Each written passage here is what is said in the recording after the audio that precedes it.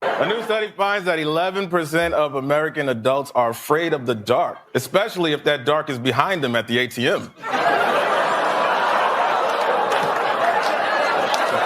A new poll shows that 75% of LGBTQ voters support Joe Biden, but 0% of them support Joe Biden guessing what the B, T, and Q stand for.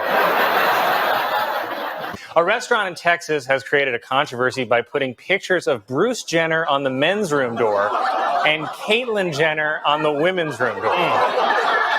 Even worse, they called the handicap door Rob. Yeah. No, you can't do that, Joe. You can't do that. You can't do that on TV. Woof. Residents in Rome are upset after a wild boar and her 6 piglets were killed on a playground near the Vatican. But it's like they say, nothing good ever happens on a playground near the Vatican. Thank you. DC Comics announced that the new Superman will be bisexual. Yes, they also announced that the Riddler has always been down for whatever. It was announced that Pope Francis will visit New York City in September and hold a mass in Madison Square Garden, because the Pope always tries to go where people are suffering the most. This is fun. A Canadian woman was fined more than $25,000 for illegally importing bull semen. Meanwhile, in the U.S., bull semen is sold legally under the name White Claw. Ohio State University reported that a massage therapist, reported that a massage therapist had sex with at least 5 of their football players. This story was first reported in a pitch to high school recruits. Police are being investigated after video surfaced of them using excessive force on a homeless black man accused of urinating in public. But I say great work keeping our streets clean, boys. Yes, sir. Anything the police do is all right with old Mikey Che. A new law has been passed in California requiring companies to have more diversity in their board of directors, which is how I forced my way onto the board of BET. BET. There's going to be some changes around here. Military officials have announced that they will increase missions to train, advise, and assist troops in the African nation of Niger. The focus on Niger is viewed as a direct challenge to President Trump's autocorrect. Tom Cruise was recorded on the set of the new Mission Impossible movie yelling at the crew for violating COVID restrictions. Apparently, the crew was using camera tricks to make it appear like they were separated by 6 feet, when in reality it was closer to 5'4".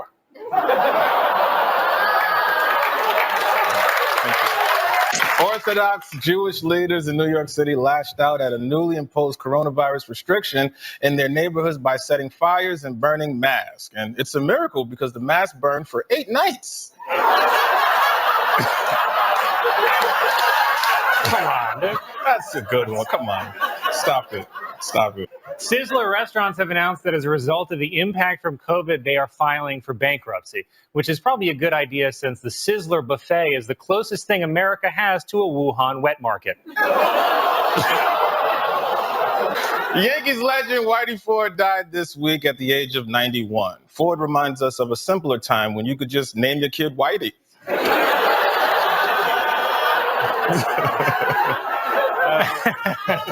It is dark. A new Justice Department report claims that the American DEA agents in Colombia participated in sex parties with prostitutes hired by drug cartels. In response to this incredibly irresponsible behavior, the agents have been promoted to Secret Service. Hey, Batman turns 80 years old this month, which explains his new arch nemesis, Jamaican Nurse. Apple announced that after 20 years, it will stop production of its iPod Touch because Apple products become obsolete once they're older than the kids who make them.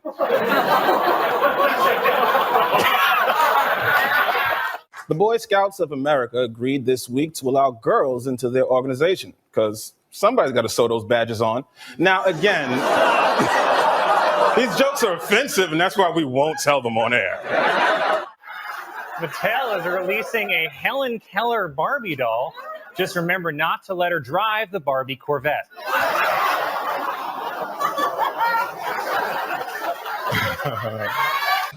Prince Andrew, who faces charges of sexual abuse, has been stripped of his royal duties by Queen Elizabeth. It's an unprecedented case of an adult stripping Prince Andrew. A group of people in England are organizing a Star Wars-themed orgy, which is just an orgy where you find out the guy in the mask is actually your father. Scientists have discovered a new species of jellyfish with a transient anus that appears only when it needs to expel waste and on its husband's birthday. A new report shows that the best place in the world for young girls to live is Sweden, while the worst place for young girls to live is on your hard drive. I said worst place. Yeah. Queen Elizabeth made a surprise public appearance this week at the opening of a new train line in London after Prince Charles tied her to the tracks. It's not real. There are a growing number of nuns who are joining TikTok to show what life in a convent is really like. Because when the Catholic Church tries to connect with young people, it always goes well.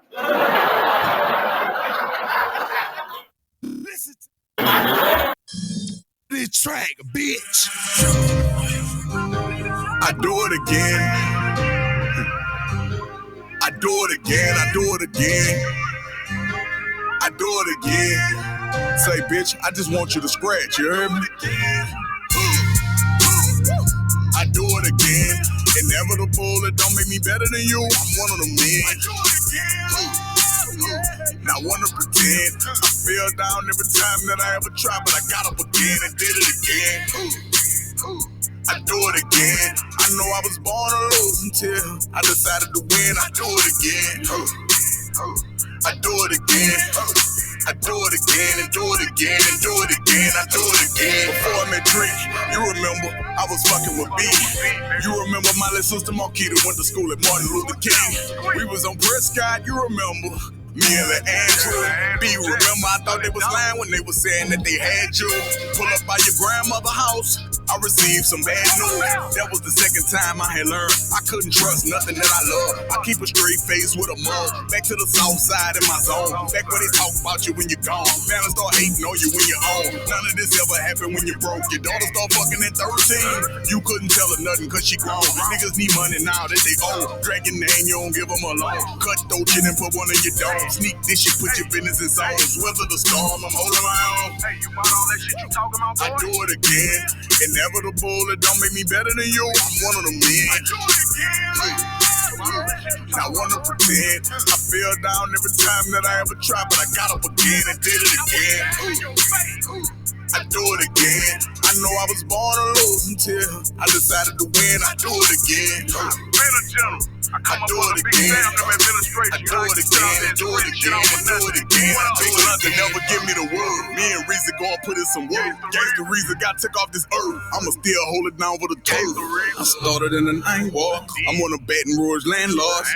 When we was in Bridge City, you remember I was Brown Hall, big dog. Learn how to sidestep on the wall. Send a nigga, now he chalked. I program YCP accepted me and then this shit me up to Pineville. Me and Bread wanna gonna control it until you won't get out of line. I graduated with honor, Sergeant Sap, I just had to remind you. I remember when I met Black Ray, you niggas was scared of him. I was up the road when Black Roy got changed. He was a head boss. Damn, don't know how you dealing with the pain. Remember you bred for it. I'm a general and the bread on the game. And plenty than bled for it. Right over there. Right over there. I do it again. Inevitable, it don't make me better than you. I'm one of them men. I do it again. Not wanna pretend. I fell down every time that I ever tried, but I got up again and did it again. I do it again. I know I was born to lose until I decided to win. I do it again. I do it again. I do it again and do it again and do it again. I do it again. Happy Wednesday. Yeah, it's a wonderful day. You know, fun times. Lots of good things happening in life, just in general. feel like I've been like Eeyore on Winnie the Pooh, which is a huge rain cloud over my head for the last month. But hey, what are you going to do? I got my good friend Matt with me. Matt, how are you, my friend? Good. Yeah, it's always a good thing. As long as everything's good with you, my friend, that's all that matters to me. We are going to be going over some stuff, specifically one of them being like the NASDAQ and a huge block order that went in today, which Matt's going to go over here shortly. We're also going to be discussing how bad the banks are actually doing. And I'll give you a perfect example with showing you Goldman Sachs and their earnings. We have a new award. It is the Dum Dum of the Week award, which Matt found, which is great. And then we'll conclude for the evening. So besides that, I mean, that block order that you pretty much found, Matt, was, yeah, kind of eye-opening. So, for people not to get confused, this block order is NASDAQ exchange stock itself, not the NASDAQ itself. So, NASDAQ as an exchange has its own stock.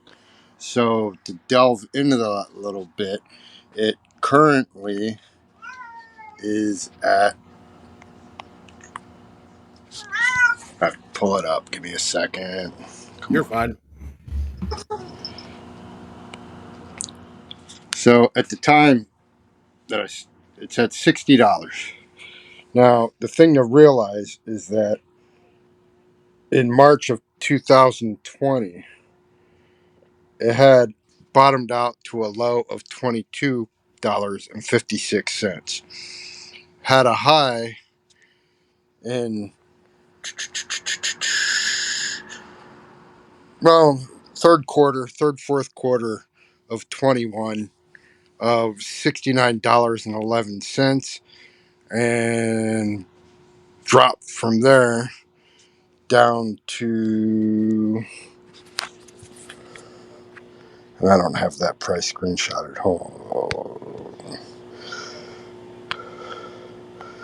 It dropped. 44 was Wow. about the bottom.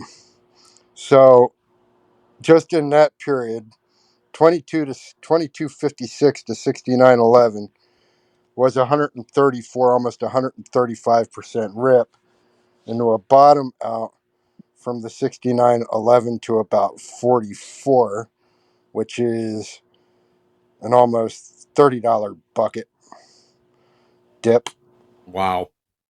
on 60. So that's about a 50% drop. Tops back out again at about 68 to create a double top back down to the 44 again.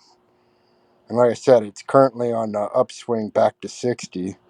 Um, it had a red day today. Even Drop. with that $60,000 Yeah, block it order. had a top 1, 2, 3, 4.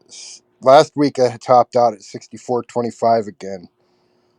That's on a current double top of 64 plus since March, February, March. Um,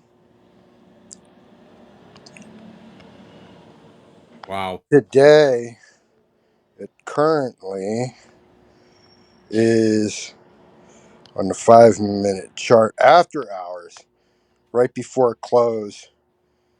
It dipped. It's down. Well, it says only down 0.13, but that's a pretty big candle.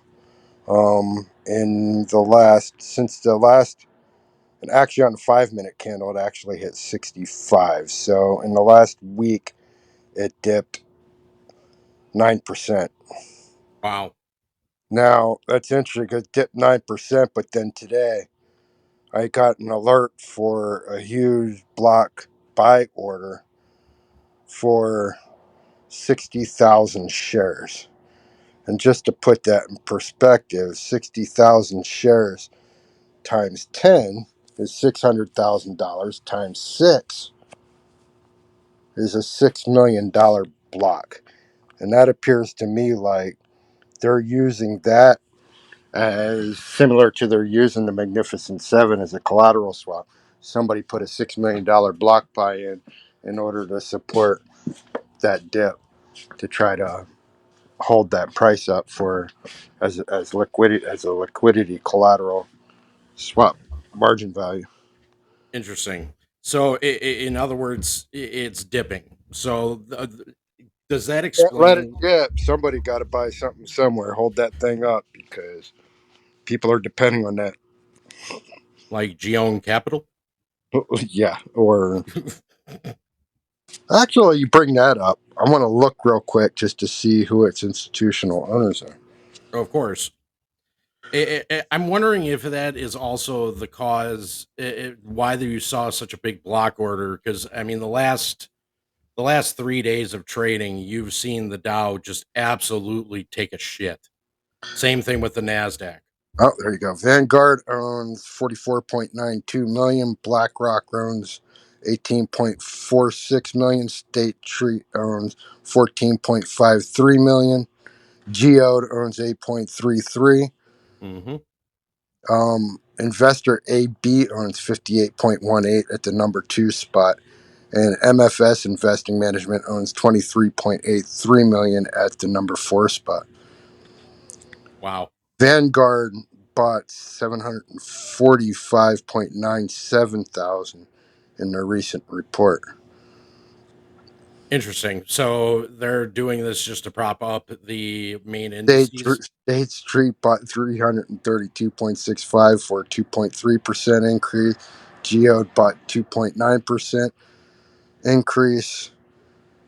Capital World investors have 7.95 with a 0.01% increase of 518, which is minimal. Oh, Millennium Wow. added 3.47 million for a 140% increase to 5.93 million.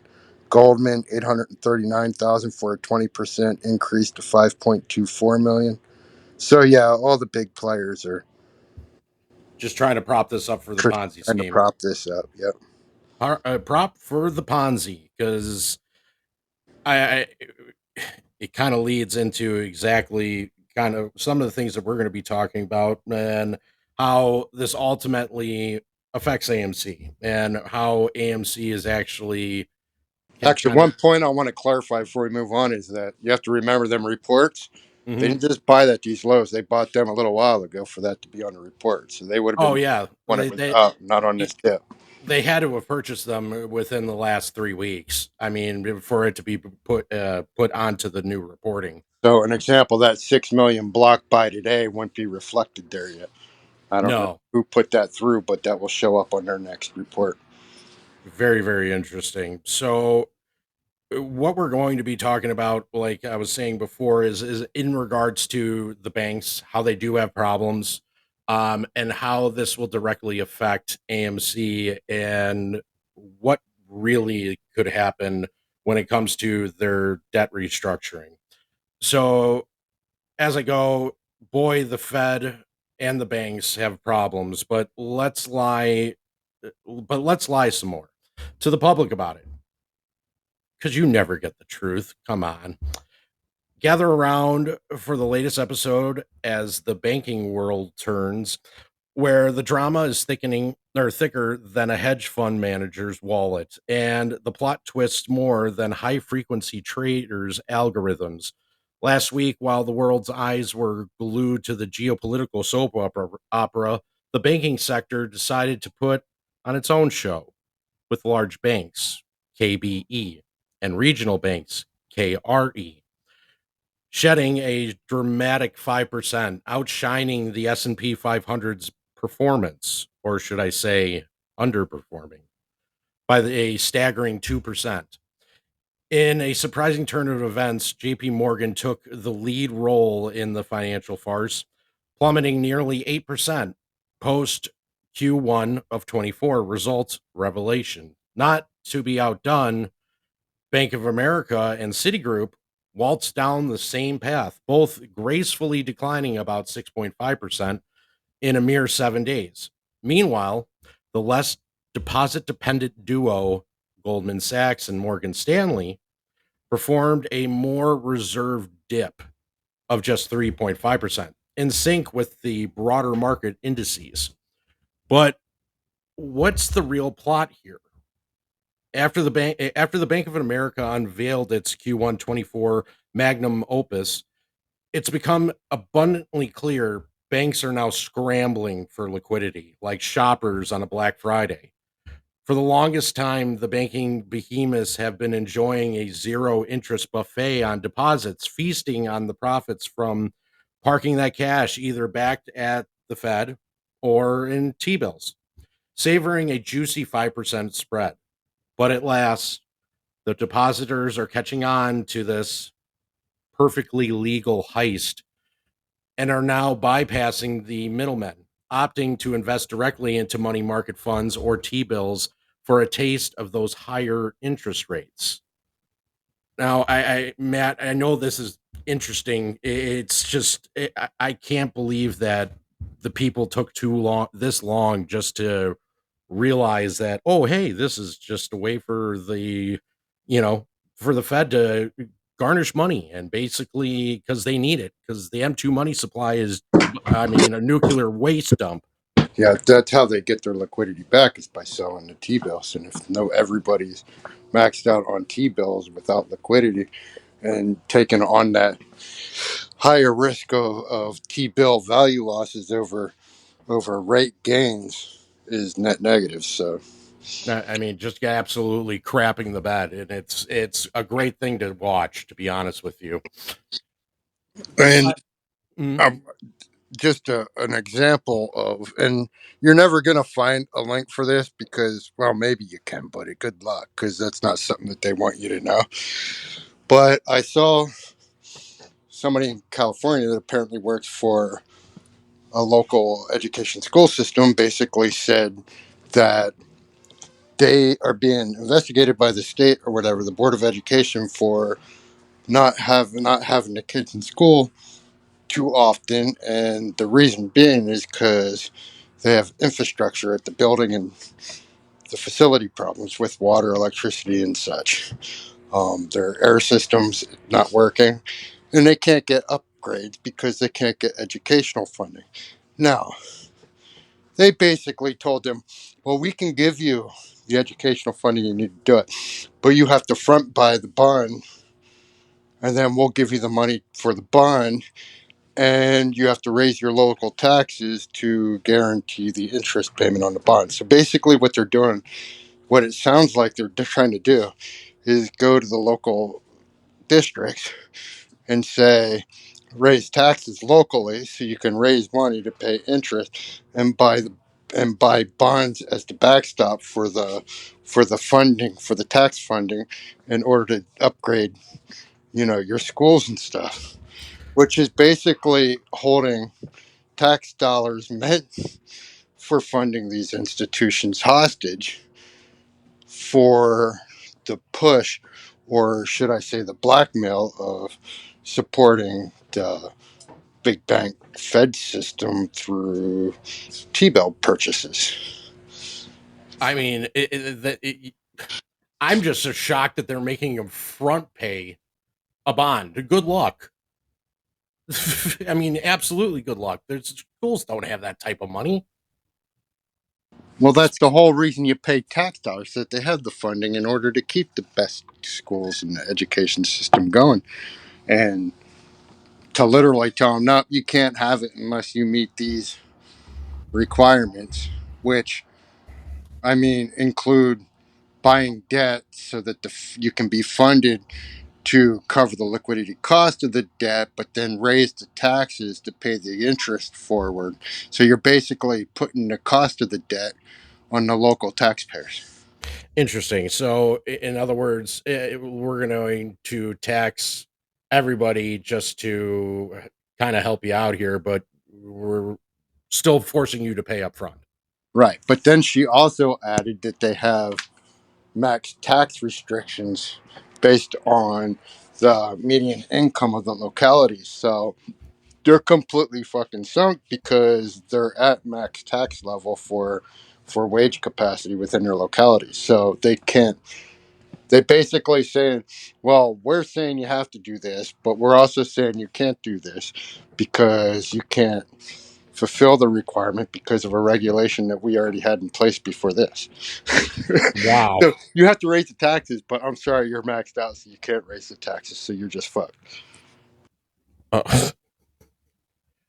I mean, that is just absolutely asinine that they would even try to do that in any way, shape, and form. Did you ever watch the Disney show That's So Raven? No, I was definitely way older than that. All right. Well, I got nieces and nephews and stuff. So, anyway, Mhm. I'm gonna start a new show. It's gonna be That's So Gavin.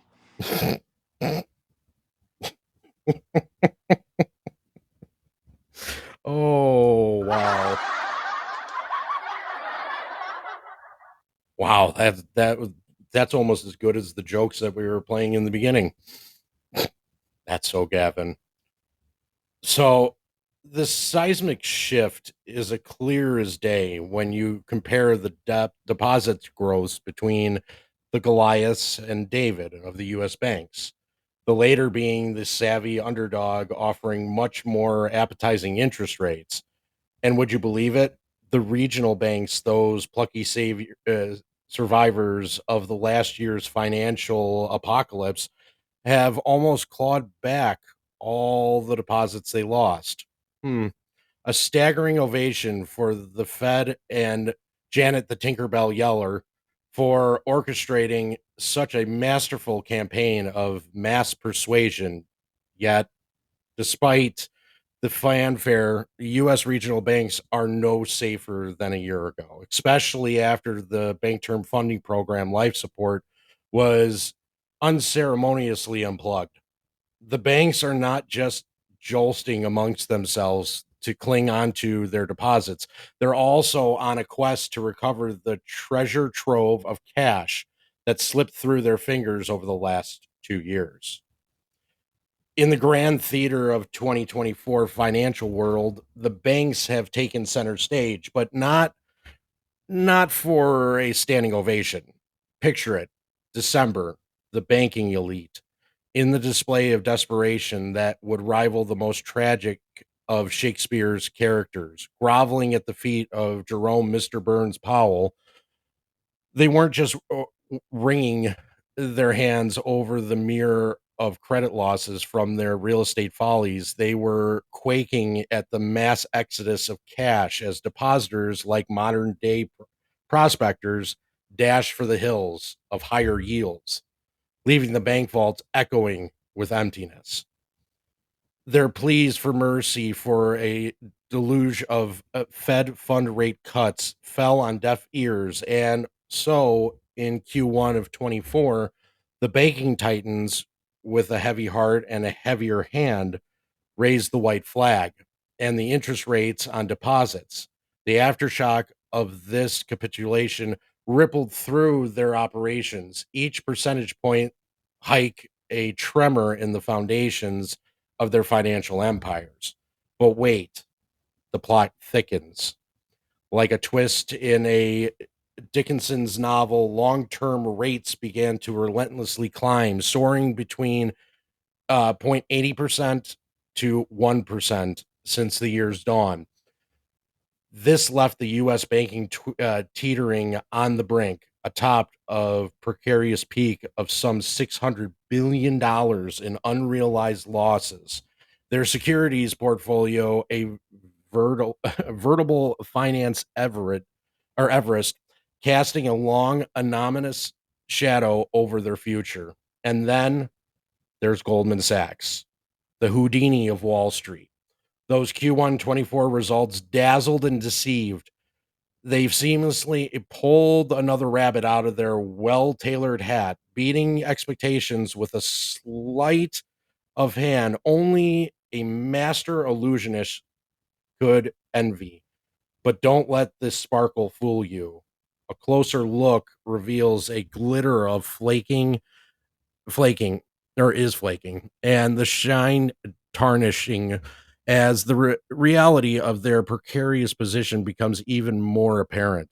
It seems even the great Goldman Sachs can't keep the illusion alive forever. And as the curtain falls, we're left wondering, when will the final act reveal the true state of affairs? And when I'm thinking about this and I'm thinking about Goldman Sachs, and I'm going to unveil to all you guys like the numbers that they've portrayed on this last earnings. But what I find very interesting is the unrealized gains and losses on securities at commercial banks available for sale and hold to maturity problem, or hide to maturity, as I call it. But the numbers are staggering. I mean, even 2008 didn't have anything close to what we got right now. This has got to match, the Great Depression in 29. Has to, if not worse. The commercial real estate sector is literally the atom bomb of all atom bombs that is going to nuke everything. Because when you have over just damn near 700 billion in hold to maturity debt,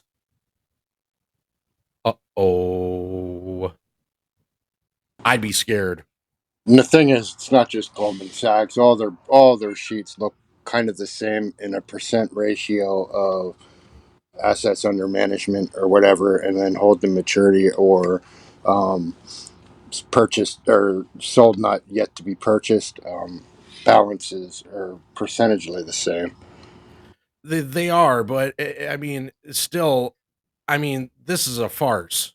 Yeah, absolutely. They're one of the biggest ones, along with like UBS and there's so many. But the thing is, when you the conglomeration of all them into one big debt ball Mm-hmm. is all rolled up to the top of that pyramid. That's the Fed Reserve, which is going to go further into reflection in the charts you're bringing up.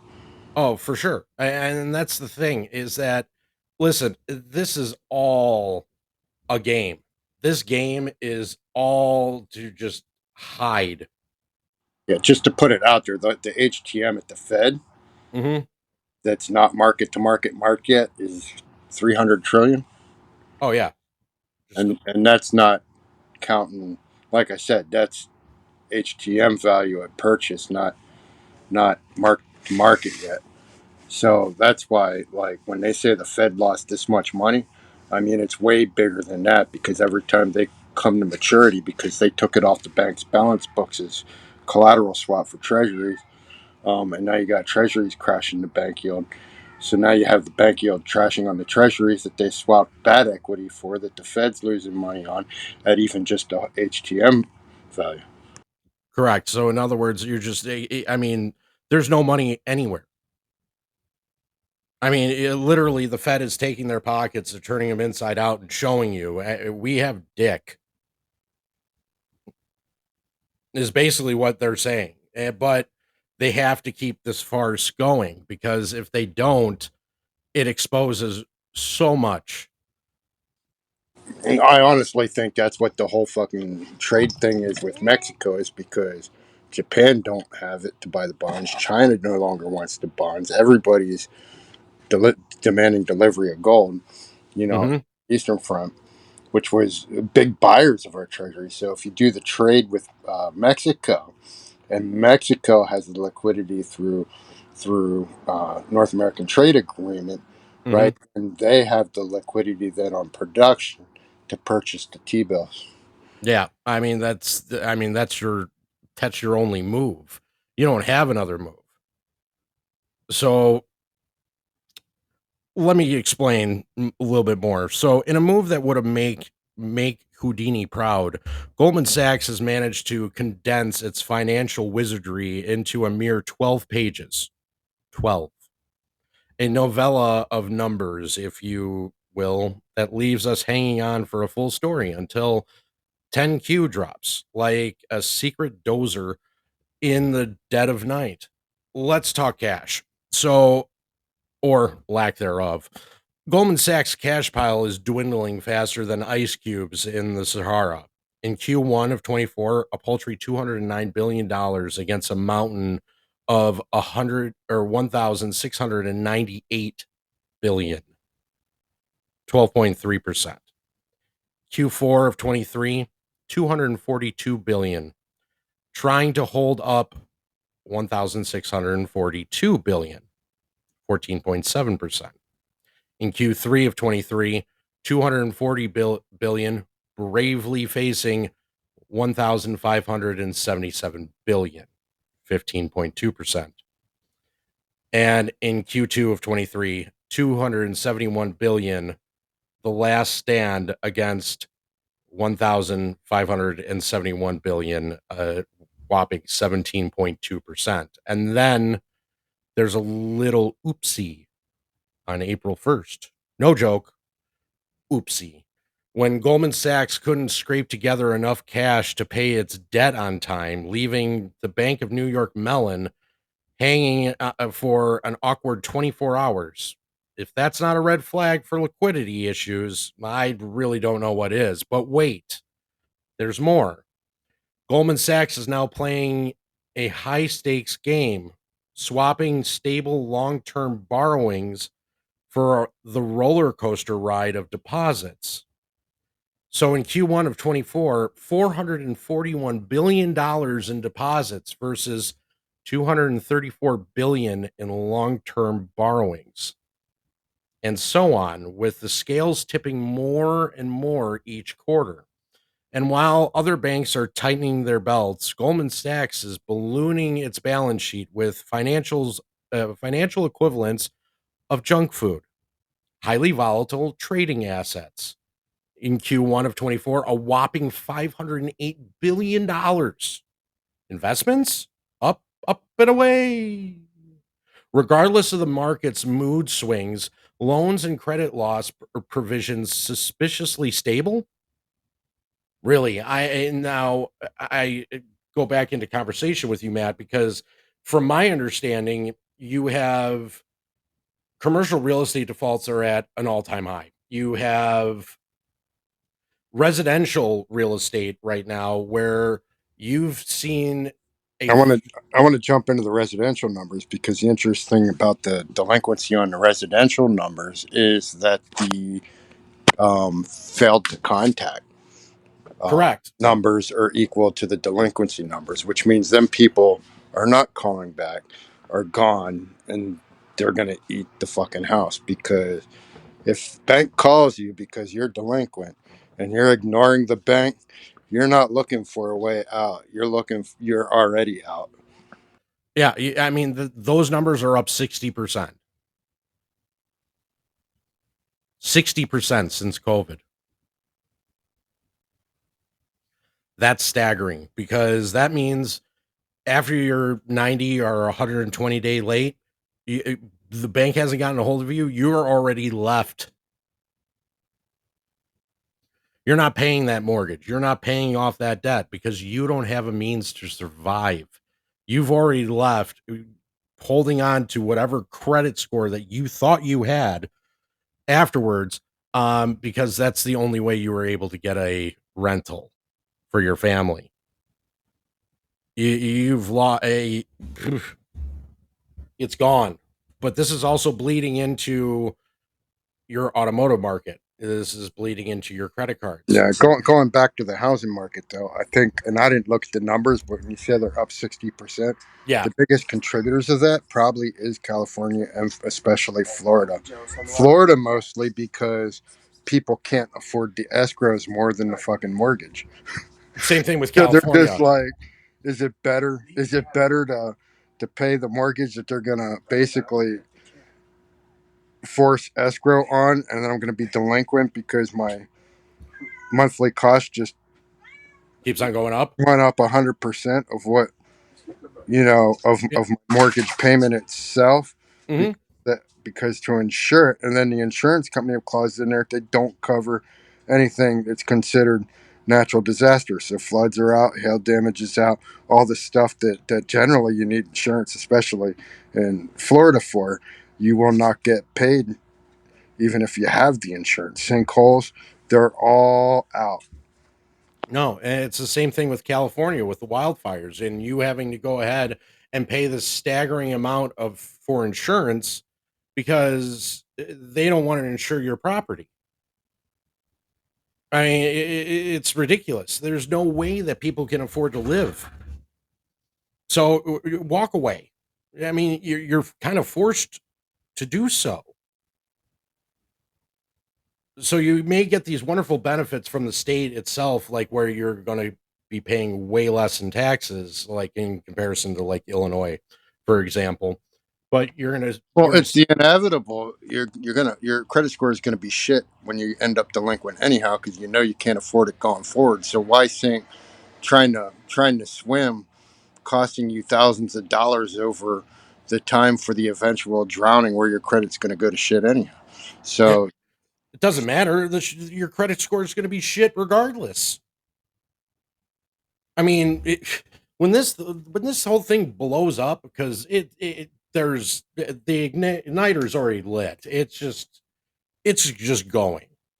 It's just a matter of when. Whenever this happens and this explosion does come to don't worry, fruition, BlackRock will be there to buy the properties. of course, BlackRock will be there. So will your Vanguards, and so will your Blackstones. But at the same time, everybody's credit's going to be I mean, shit, a big bag of it. It ain't gonna I honestly think that that's the madness behind the lowering the rates, because if they lower the rates, but everybody's fucking credit went out the fucking window anyhow, you're still going to be paying the higher rates regardless of the federal rate, but the institution will get the discount and you'll be eating the credit dog food. correct. I wouldn't. Dog food is a premium at that point. I mean, I said dog poop, but oh, dog poop. Oh, I thought you said dog food. I said that's a premium. Wow. So may I suggest the Alpa? I won't touch Purina, just so you know. Yeah, kid.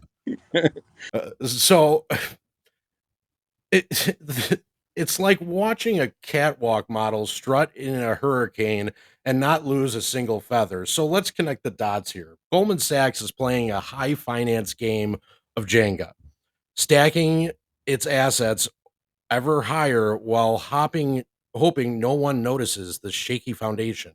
But as the market winds pick up, we're all waiting for that one block that will bring the whole tower crashing down.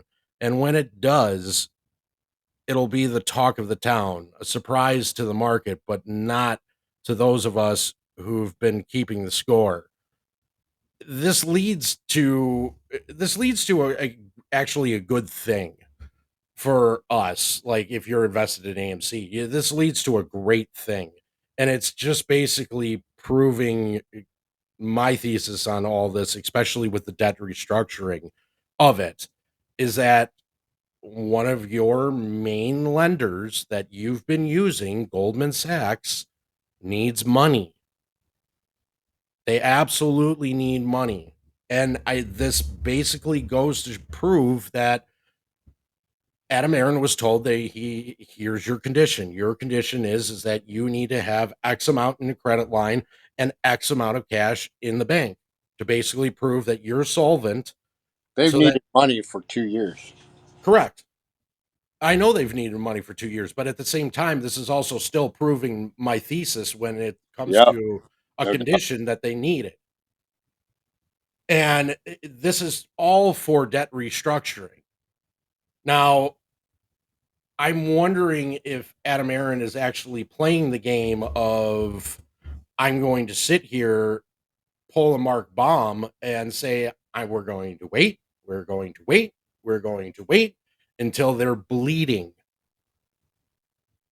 Let me Until put it this way. What I'm seeing is Adam was absolutely right and ahead of the game.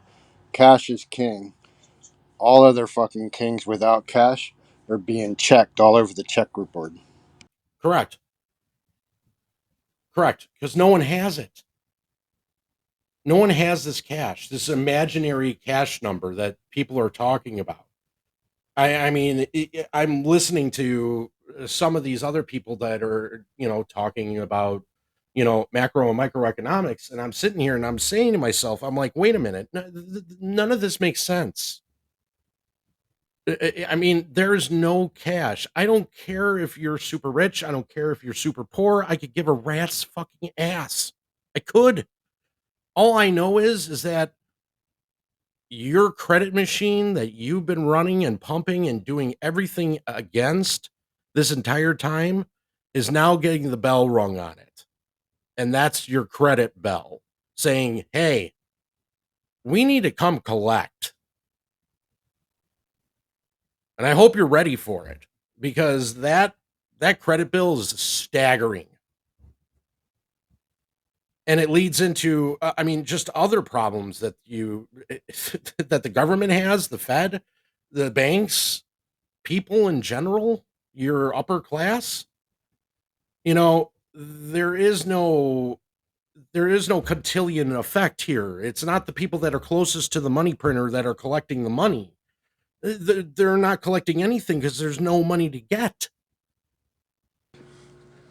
Can I throw a snowball at you, James? Please. It's going to be a hard, icy one. I like one. Because I learned something in the last couple days about gold. I like becoming learned. So, what happens to gold if it breaks through the 3,000 support? When was the last Just time say that I gold... don't. Just say I don't know. I have no fucking idea, but I'm just curious as to when has gold ever hit 3,000? Oh, here's the thing, because everybody talks about gold as a value of product, but gold hasn't been a value of product since it lost since the dollar wasn't gold backed. And here's why. Mm-hmm. Gold became a price product of the dollar, because you can't go to Dunkin' Donuts with a piece of gold and buy coffee. So what do you have to do? You have to cash that out into money. Well, people will say in Texas that they can. Well, so I mean, they're trying to create a network for that, but I mean, you can. It's really difficult, and I agree. Across the board. So, what gold's value actually is a reflection of the value of the dollar. So, when the value behind the dollar goes down, and you need more dollars to buy product, the price of gold goes up. Because you need more dollar value behind it to achieve the same strength. Interesting. Wow. I never thought of that. That's actually a really good one. Thank God I have this on recording. I never heard that before. Yeah, it's the first time I thought, God dang, that's actually genius. It is genius. Do you know what else is not genius? The Dum Dum of the Week award. Yeah, that is definitely the opposite of the last point. Yeah. So, but it's a perfect way to kind of introduce the Dum Dum of the Week award. So this is scoured across social media, where we find the dumbest comment that could possibly be posted, and Matt has the pure winner of this week. Do you have it? You want me to pull it up? Yeah. Go. Yeah. This is all you. You got to do this one, because this is just juice. All right. So this person, am I on? Yeah. Okay. I wanted to make sure my mic was on. Somebody tweeted, inflation is global due to supply outpacing demand since the COVID shutdown.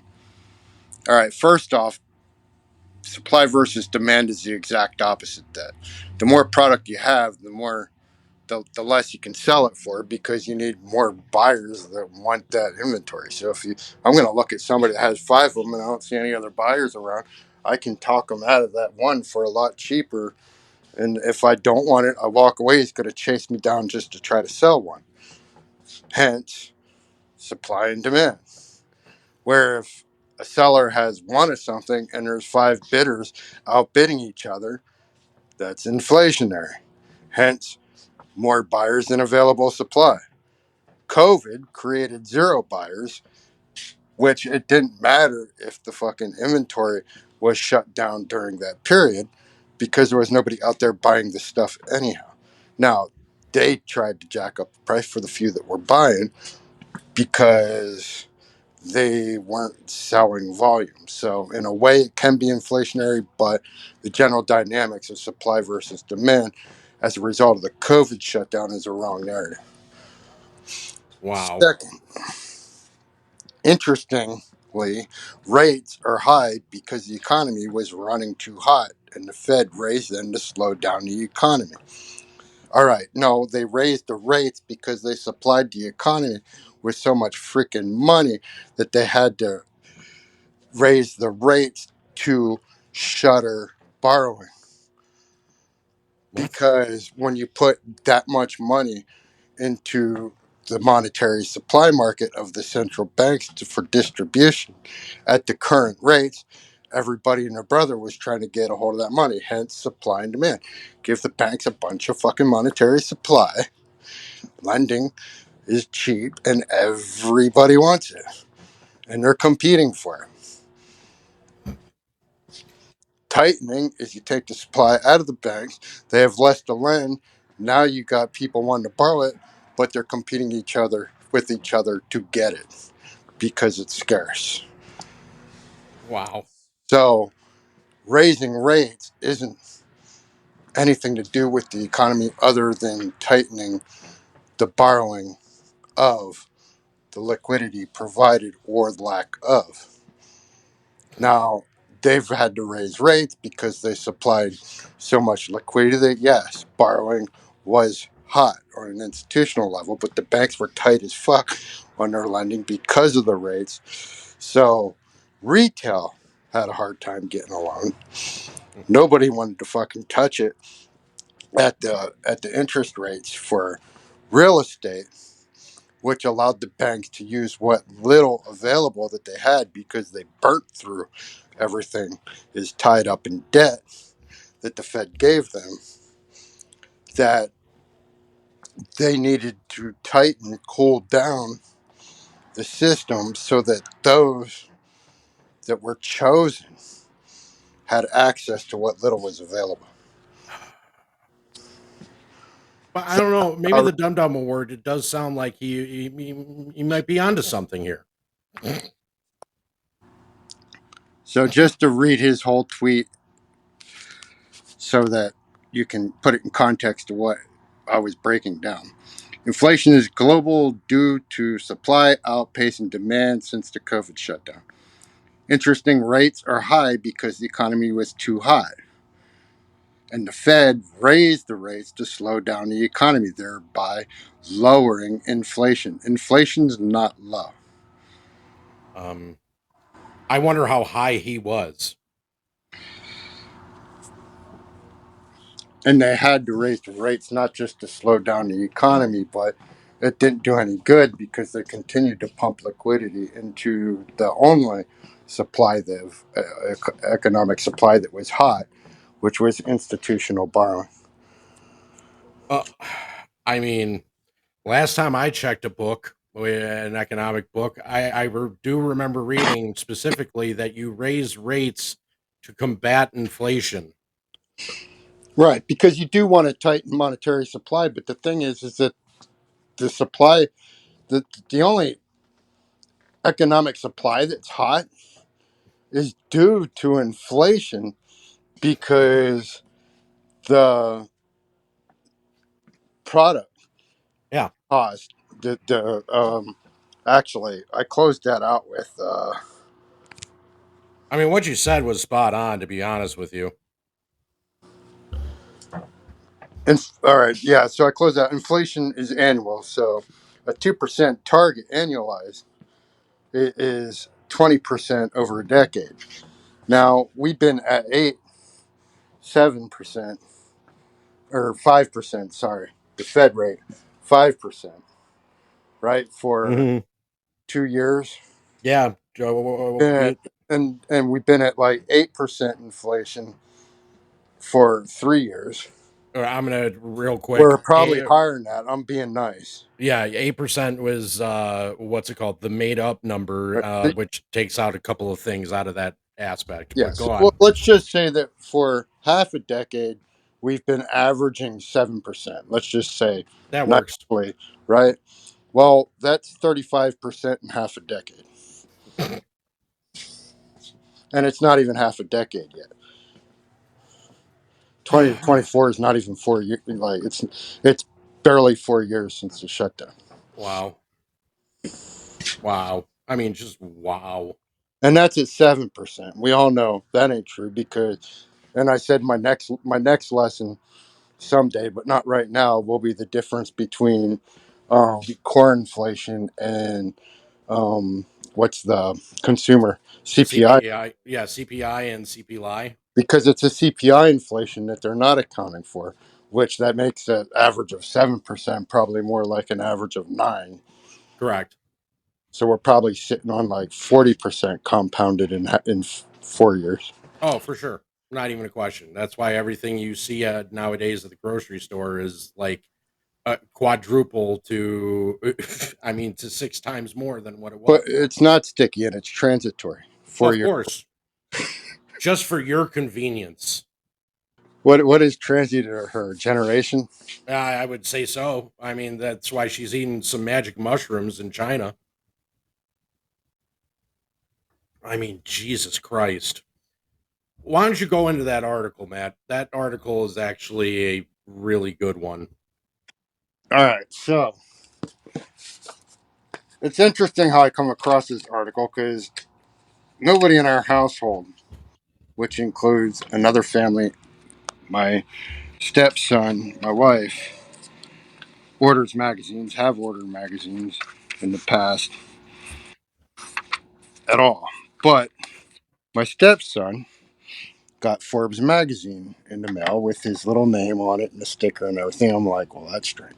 But I didn't know this. They put it up by his room so he'd get it. He obviously not interested in it at all. But knowing me, came down and said, would you be interested in this? And I'm like, yeah, I'll look at that. Random messages Brand. from God. So I flipped a couple pages, flipped it to like the middle somewhere, and come up with this article. And I thought, well, that's an interesting title. So I started to read it. And oddly enough, I mean, it's the article of the magazine. So let me pull it up and then I'll read it because it's very telling as to, I mean, Forbes, these are like Wall Street people get Yeah. subscribed to this. So when they got articles in there that disclose what I'm about to read, you know, they know because they're the exact opposite of the narrative that you get to read them put out. So what they're telling you and what they're telling themselves is complete opposite. So I'll begin reading. The world is sorry shaped economically. It's hearsay to say it, but one exceedingly productive more move that would make the global economy great again, which is interesting phrasing, would be to take a chainsaw to the immensely wasteful spending on so-called renewables, primarily windmills and solar panels. This would free up money for productive investment to fuel desperately needed economic growth.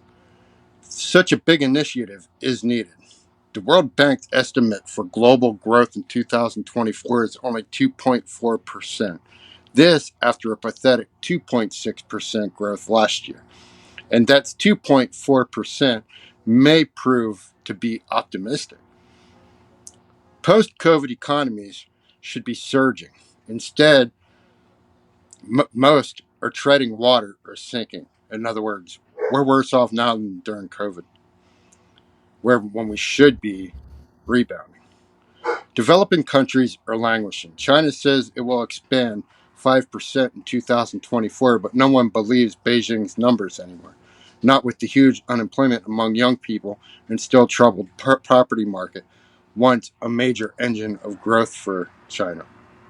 Germany, Japan, and Britain are in recessions or close to it. They're in recession, so are we.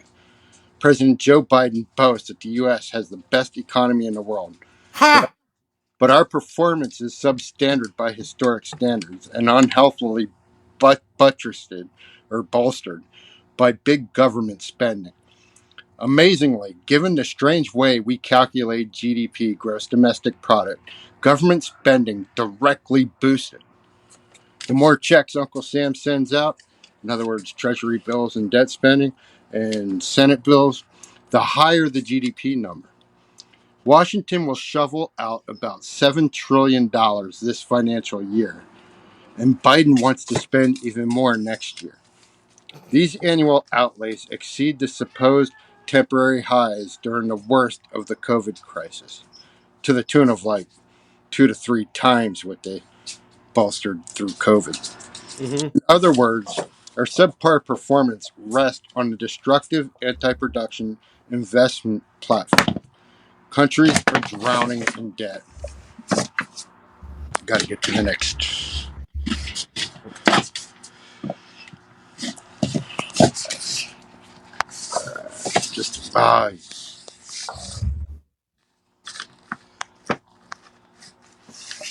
Countries are drowning in debt to the tune of $300 trillion, almost 3 times the size of the global economy. Slashing spending on alternative energy sources would set loose enormous sums of money to get economies expanding again. This is particularly crucial for poorer nations facing politically toxic stagnation. Renewables are supposed to save the planet by eliminating carbon dioxide emissions, but more and more evidence points to the fact that these massive amounts of minerals needed for such a switch and other environmentally damaging steps in the process end up at best a draw with fossil fuels. In other words, we're wasting unimaginable amounts of money for nothing. Consider this. In this century, we've spent almost $6 trillion in renewables, and the share of energy worldwide coming from fossil fuels has declined from 86 to only 84%. So, to break that down, we've actually slowed fossil fuel use by a whole 2%. Whopping. I mean, a whopping 2%. Wow. On $6 trillion of renew investment. 6 trillion. If all those resources had instead gone into producing new businesses, expanding existing ones, creating new life-enhancing technologies, and ensuring safe water for everyone, imagine how much better off the world would be. Or ponder this. Incredibly, Europe's carbon dioxide emissions peaked in 1979. Those of the U.S. peaked in 2005. There are 2 surefire clean energy sources, natural gas and nuclear power. Yet the Biden administration is throttling the output of natural gas, even though the U.S. is loaded with it. Simultaneously, regulators are stifling exciting advances in nuclear energy, most specifically small modular reactors, or SMRs, which are much easier to construct and save considerable time and cost. SMRs, small modular reactors, can supply power to compact areas like towns, campuses, hospitals, data centers, but the government regulators are smothering SMRs by adding immense and unnecessary expenses and delays. Now, I said this before because I saw an article about SMRs, Mm-hmm. and to put it in context, an SMR, it would be the same nuclear construct that they use in our aircraft carriers, submarines, and such. When you Correct. think of the size and the amount of energy for the population that live on these aircraft carriers, and that Not that a much. small modular reactor can suffice life on that carrier for like as Years. long as they want to be out at sea. and then some. I mean, technically years. So, like the small town I live in could literally be self sustaining on just a small module reactor, as opposed to having these big ass nuclear plants that are somewhat kind of targets, that that pose a risk to an entire geological location. You could literally take a lot of the suburbs, take them off the national grid, and sustain themselves through these small modules. Oh, for sure. Not even a question. And but it also what's interesting about that article because it totally explains what I know you and I have been talking about for the last, 3 years is basically they took all this money that was printed during COVID, they used it towards their bad bets and they don't have any way to go ahead and actually afford it. Now, on that same page, the next article was as interesting.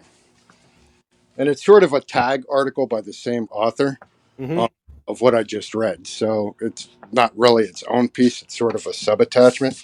Mhm. Anyhow, U.S. Senate Majority Leader Chuck Schumer recently made a shameful speech targeting Israel.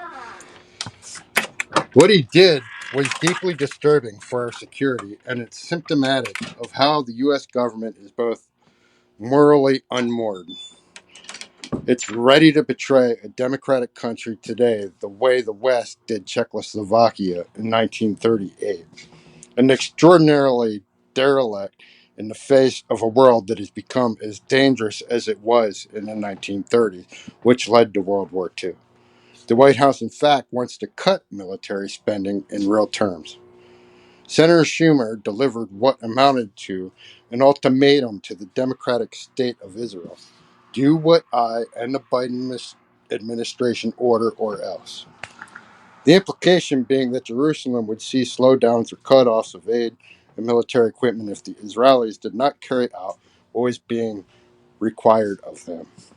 Schumer declared that Israel would hold new elections once the war starts to wind down, replacing the unity government headed by Prime Minister Benjamin Netanyahu with one more to amendable to how Schumer and President Biden thinks things should be done.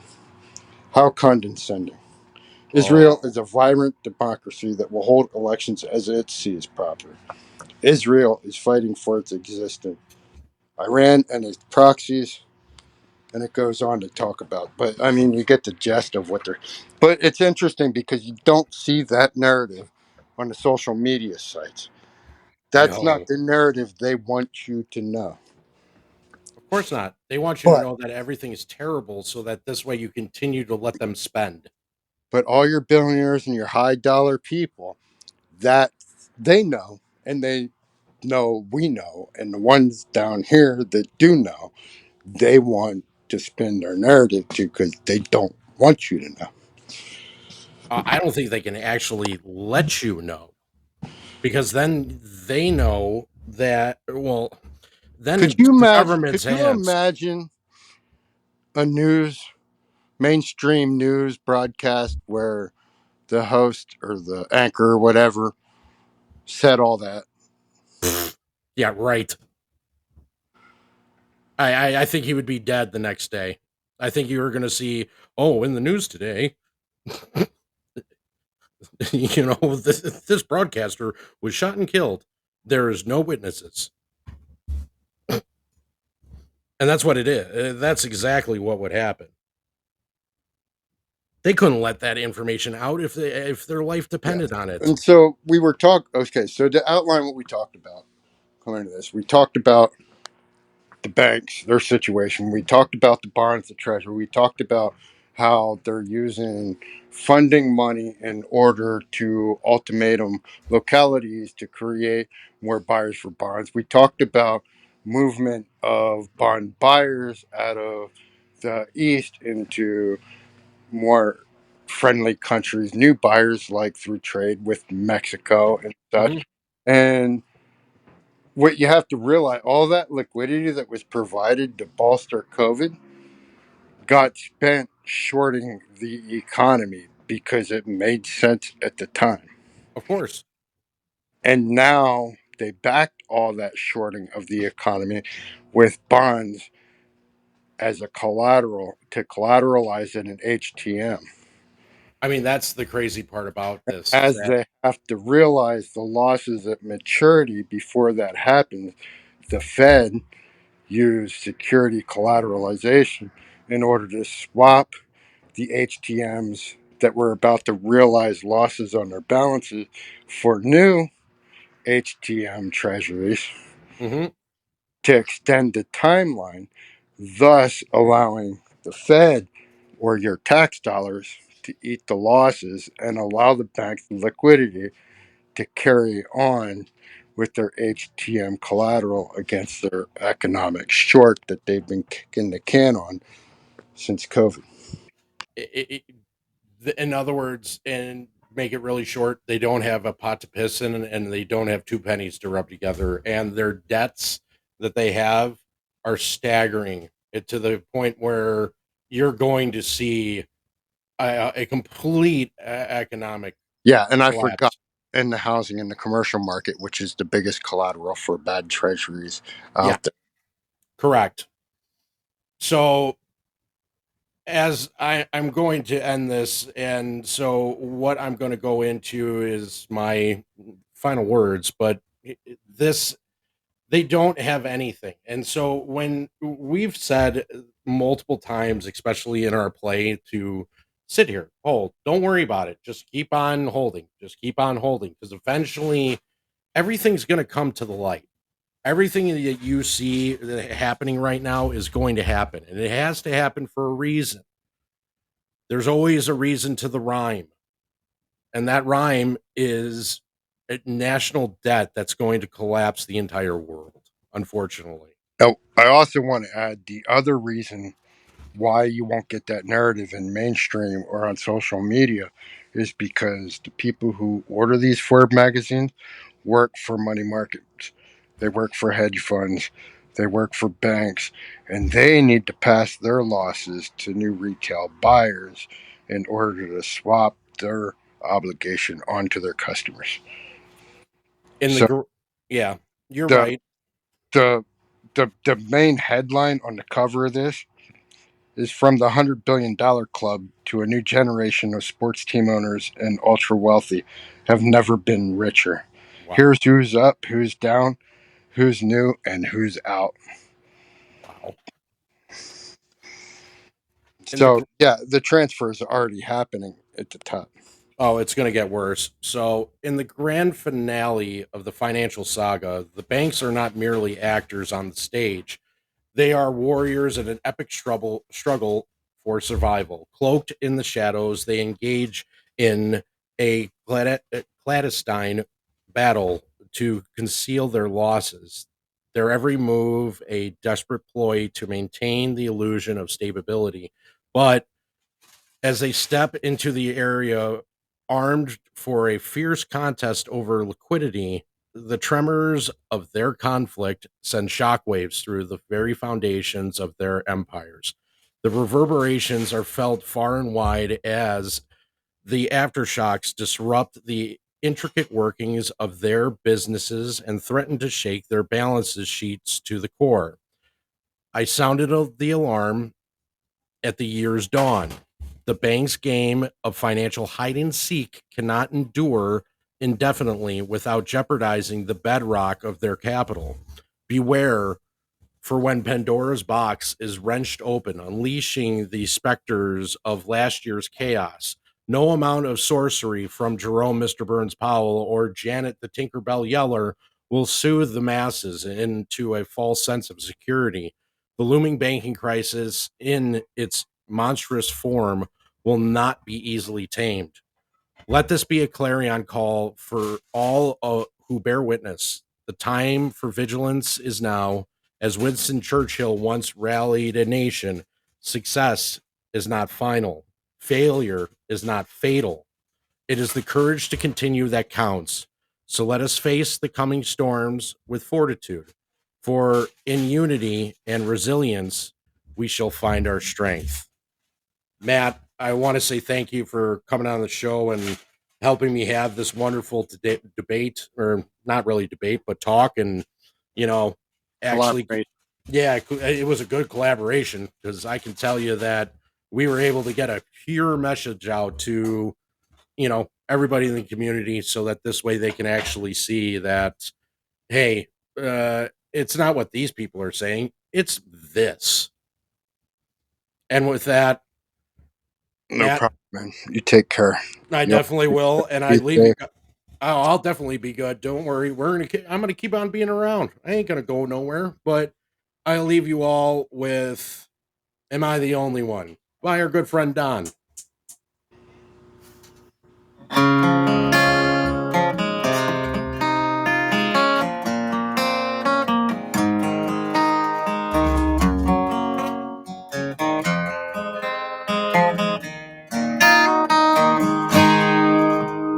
Am I the only one here tonight?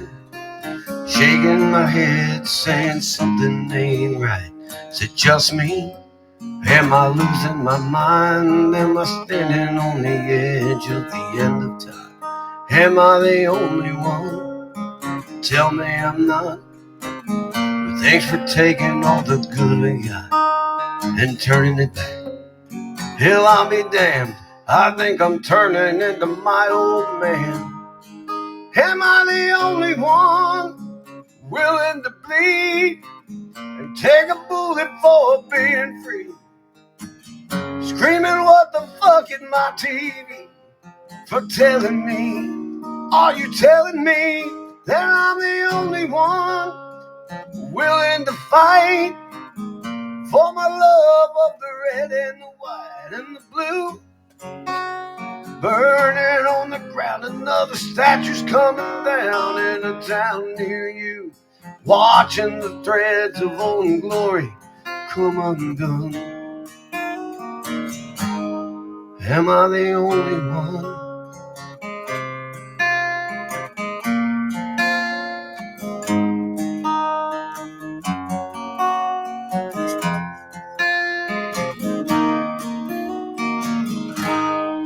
Am I the only one not brainwashed? Making my way through the land of the lost. Still gives a shit and worries about his kids while they try to undo all the things he did. Am I the only one who can't take anymore? And if you don't like it, there's the fucking door. This ain't the freedom we've been fighting for.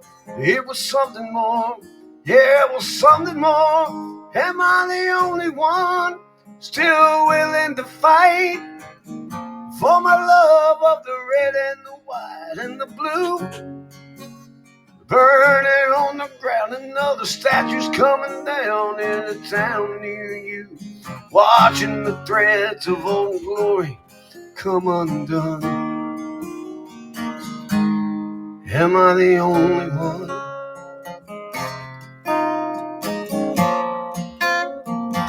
I can't be the only one.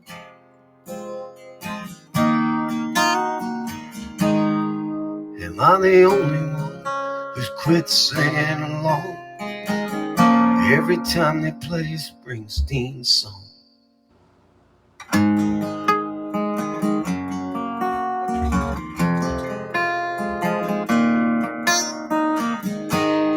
Am I the only one still sitting here, still holding on, holding back my tears for the ones who paid with the lives they gave? God bless the USA. I'm not the only one still willing to fight for my love of the red and the white and the blue. Burning on the ground, another statue's coming down in a town near you. Watching the threads of old glory come undone. I'm not the only one.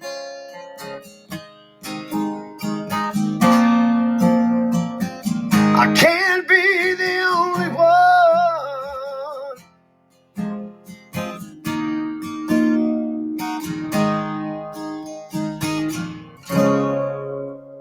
Welcome, everybody, to the AMC Ape Cage with your host, Security James. Great song. That is a good song. Who was it? That was Don. Huh? Yeah, good old Donnie. I think that should be out mainstream. Oh, I definitely do. Besides that, y'all, thank you for listening, and I'll be around soon. You guys have a wonderful rest of the week.